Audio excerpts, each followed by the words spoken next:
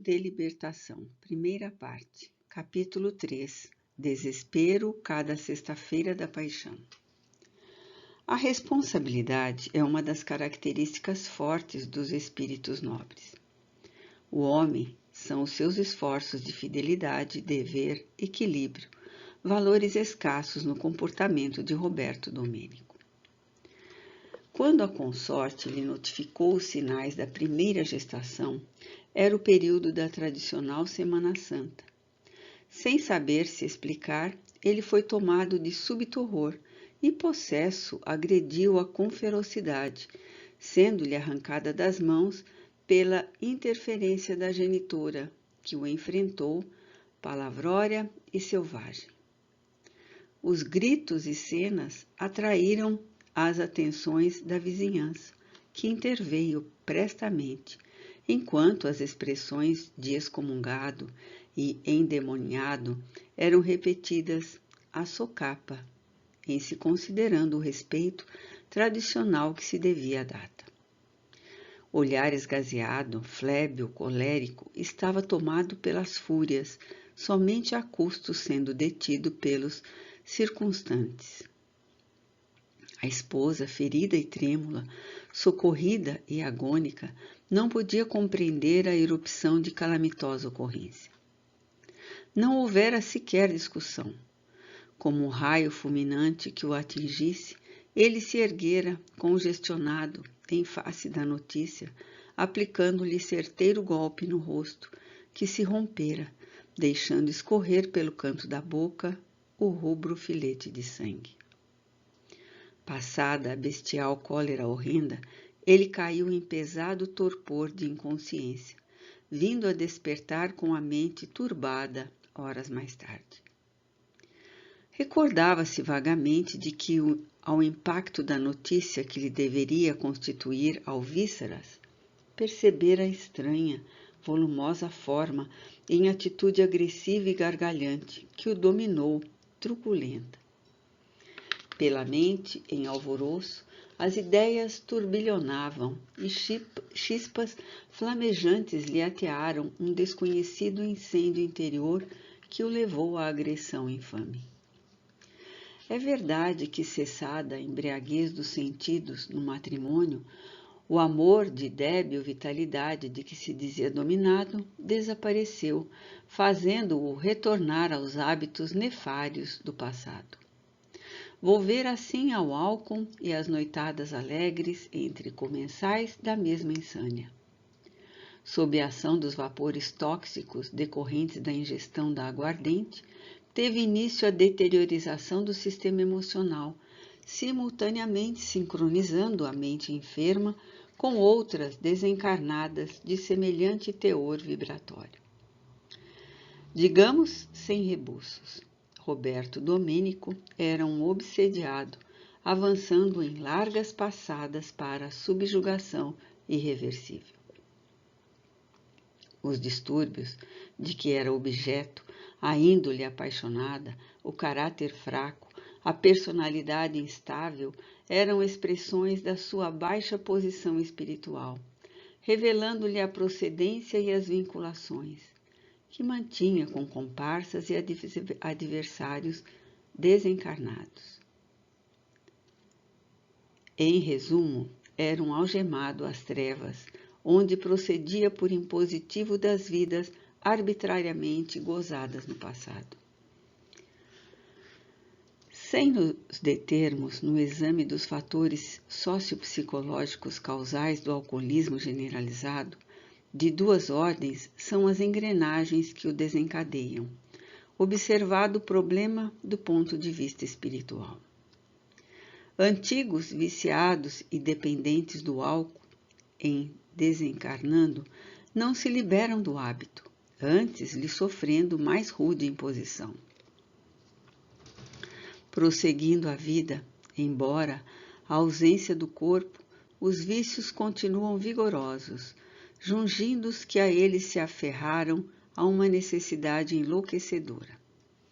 Atônitos e sedentos, alcoólatras desencarnados, se vinculam às mentes irresponsáveis, de que se utilizam para dar largada a continuação do falso prazer, empurrando-os a pouco e pouco do aperitivo tido como inocente ao lamentável estado de embriaguez. Os que lhes caem nas malhas tornam-se, por isso mesmo, verdadeiros recipientes por meio dos quais absorvem os vapores deletérios, caindo também em total desequilíbrio, até quando a morte advém à vítima ou as soberanas leis os recambiam à matéria que padecerá das dolorosas injunções constritoras que lhe impõe o corpo perispiritual.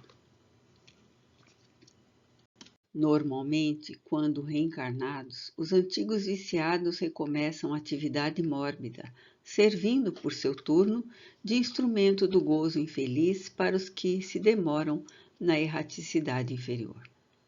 Outras vezes, os adversários espirituais, na execução de uma programática de desforço pelo ódio, induzem os seus antigos desafetos à iniciação alcoólica, mediante pequenas doses com as quais, no transcurso do tempo, conduzem-nos à obsessão, desorganizando-lhes a aparelhagem fisiopsíquica e dominando-os totalmente. No estado de alcoolismo, faz-se muito difícil a reposição do paciente, dele exigindo um esforço muito grande para a recuperação da sanidade. Não se afastando a causa espiritual, torna-se menos provável a libertação, desde que, cessados os efeitos de quaisquer terapêuticas acadêmicas, a influência psíquica se manifesta insidiosa, repetindo-se a lamentável façanha destruidora. A obsessão através do alcoolismo é mais generalizada do que parece. Num contexto social permissivo, o vício da ingestão de alcoólicos torna-se expressão de status, atestando a decadência de um período histórico que passa lento e doído. Pelos idos de 1851, porque enxameassem os problemas derivados da alcoofilia, Magnus Huss realizou, por vez primeira, um estudo acurado da questão, promovendo um levantamento dos danos causados no indivíduo e alertando as autoridades para as consequências que produz na sociedade. Os que tombam na urdidura alcoólica justificam-lhe o estranho prazer, que de início lhes aguça a inteligência, faculta-lhes sensações agradáveis, liberando-os dos traumas e receios, sem se darem conta de que tal estado é fruto das excitações produzidas no aparelho circulatório, no respiratório, com elevação da temperatura, para logo demais produzir o nublar da lucidez, a alucinação, o desaparecimento do equilíbrio normal dos movimentos. Inevitavelmente, o viciado sofre uma congestão cerebral intensa ou experimenta os dolorosos estados convulsivos, que se tornam perfeitos delírios epilépticos, dando margem a distúrbios outros, digestivos, circulatórios, nervosos, que podem produzir lesões irreversíveis graves. A dependência e continuidade do vício conduz ao delirium tremens, resultante da cronicidade do alcoolismo, gerando psicoses, alucinações várias que culminam no suicídio, no homicídio, na loucura irrecuperável. Mesmo em tal caso, a constrição obsessiva segue o seu curso lamentável, já que, não obstante destrambelhadas as aparelhagens do corpo, o espírito encarnado continua a ser dominado pelos seus algozes impenitentes, injustas, de difícil narração.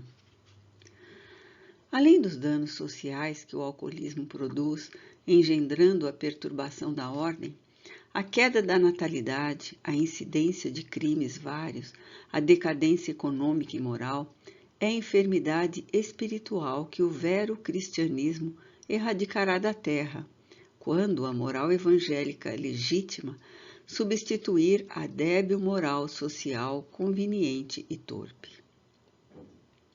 ao Espiritismo, cumpre o dever de realizar a psicoterapia valiosa junto a tais enfermos e, principalmente, a medida preventiva pelos ensinos corretos de como viver-se em atitude consentânea com as diretrizes da vida maior. Embora procedesse de outro grupo espiritual, Maria Leonor, por imprevidência de largo porte e insensatez pretéritas, em reencarnação anterior, aguilhoara-se ao atual companheiro que se comprazia hoje em atormentá-la.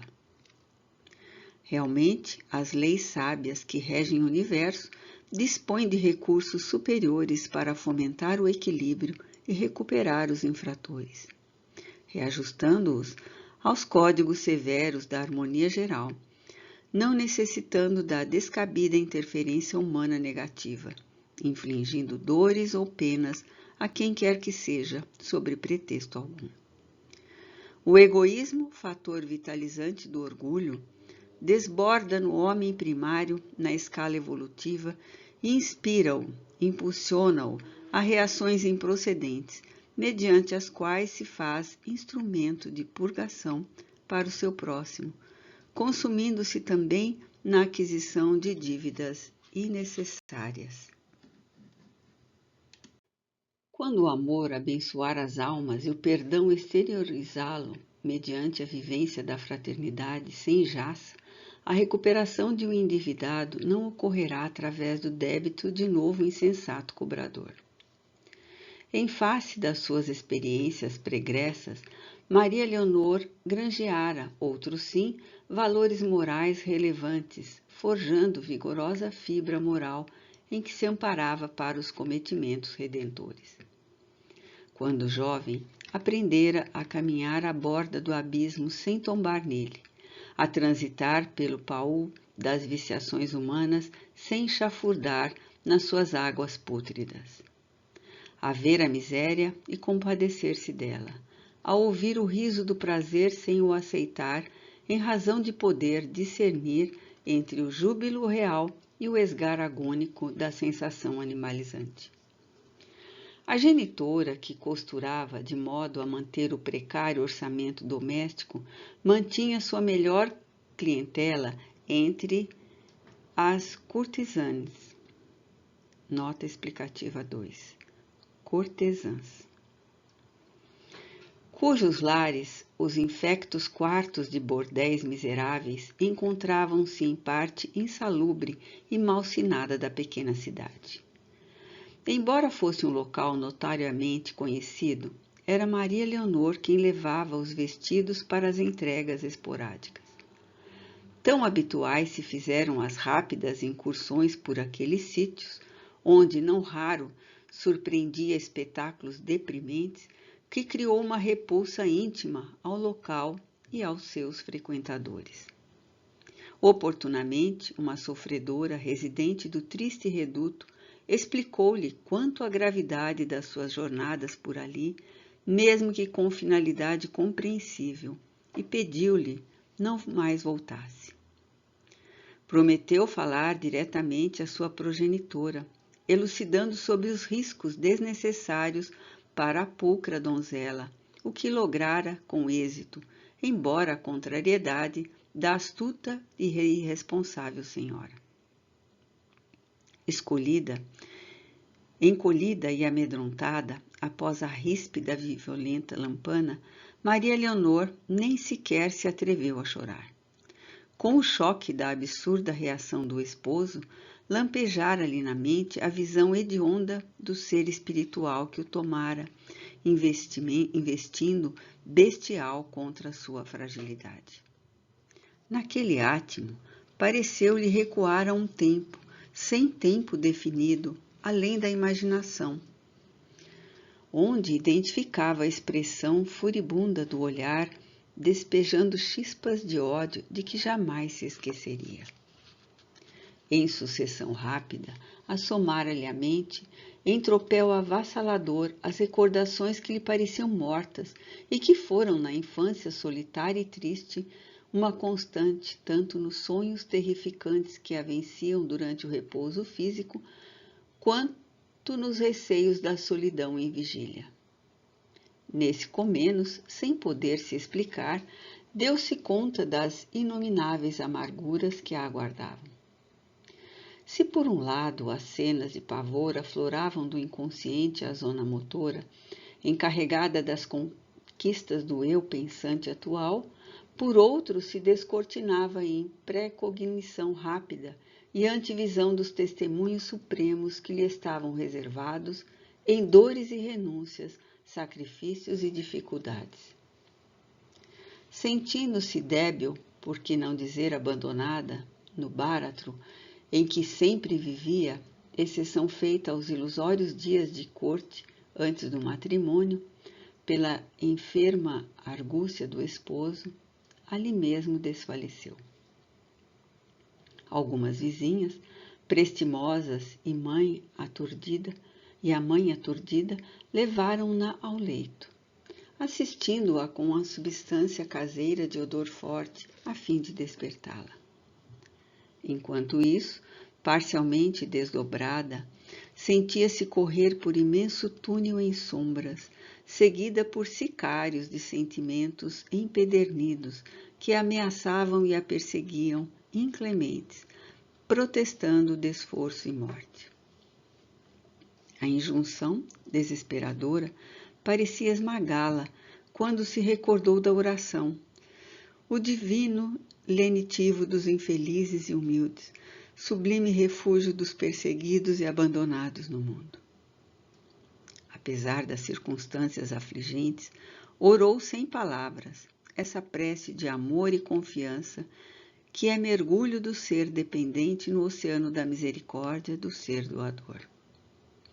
Arrimada ao bastão forte e luminoso da rogativa fervorada, teve a impressão de que se desfaziam as trevas e repentinamente despertou. O dia murchava no ósculo da noite.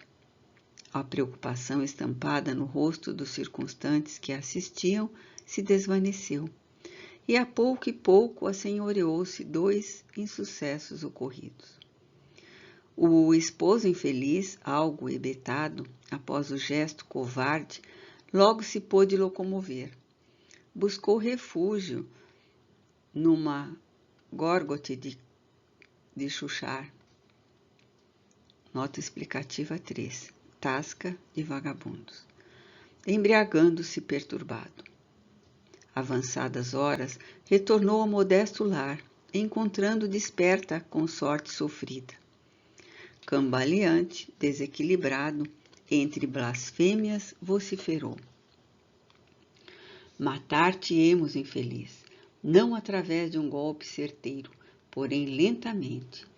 Beberás conosco a taça sem fundo dos sofrimentos até além das tuas forças. Olhar de esgar, face alterada, gargalhou enlouquecido. Nele se confundiam o estado do espírito perturbado, alcoolizado, e a presença dominadora do verdugo desencarnado, sedento de vingança. Exausto e comburido na própria fúria, caiu sobre o leito e entrou em pesado sono, atormentada viagem pelas regiões infernais. A primeira gestação, Maria Leonor experimentava rude expiação, diluindo-se na dor os sonhos e esperanças. Era a sua primeira semana da Páscoa depois do matrimônio. A partir de então, todas as sexta-feiras da paixão se fariam de crescente dor e superlativo padecer, quando o esposo a agredia para matá-la.